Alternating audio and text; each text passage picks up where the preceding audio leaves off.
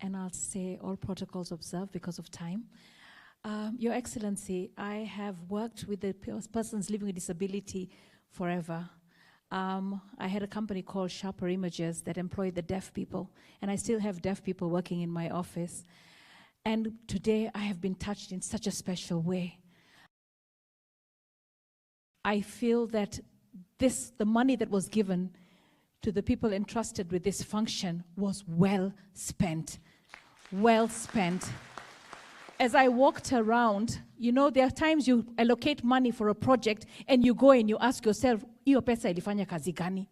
But here, I have been, because I had spinal problems, I've been through physio at Aga Khan, at Nairobi Hospital, and I want to tell you that this facility has better equipment than all the private hospitals in Kenya.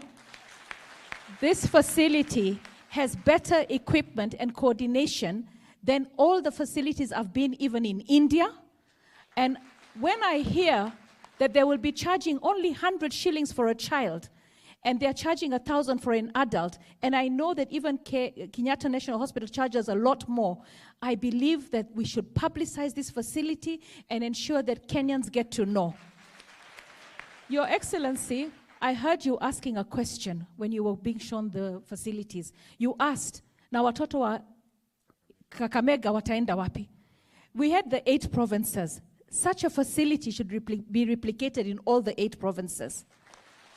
Your Excellency, all those women that you saw that are here with their children, you know, to be given a disabled child, it's a gift from God, we say, because it teaches you how to become so humble, and your humility and your love is challenged. So when you're given a disabled child, you are actually given a blessing, because if you can love that child, you are actually going to be a superhuman being. So I saw all those women, and one thing I know, even if they pay 100 here, if they're living so far away, it becomes very challenging. With our housing project, because of this facility being here, we should make a housing project nearby and strictly for women and mothers and parents who have disabled children. So the proximity is just within walking distance.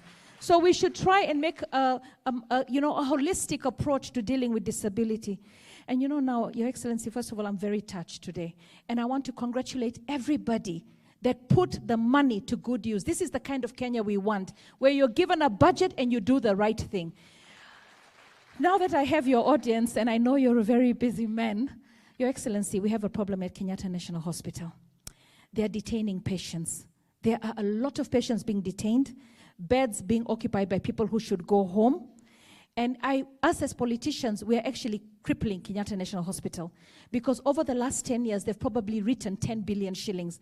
And when they get a budget, they're not being given the 10 billion that they've written off. So they need to be replenished with their budget so that they can be able, because if you're given a budget for the year and you wrote off last year, because your patients couldn't pay, then obviously you're sinking in a big hole. So Kenyatta National Hospital is challenged. I don't want any of those patients to spend Christmas in the hospital. Some are detained for even 6 months, 1 year. I really pray that you will give a directive to release all those detained patients, because that is part of your UHC. The community health promoters that you recently launched, I want to advise them to waende watafute hawa watoto ambao wamefungwa kwa manyumba. Watolewe waletwe hapa. Waanze physiotherapy. Thank you so much and God bless you.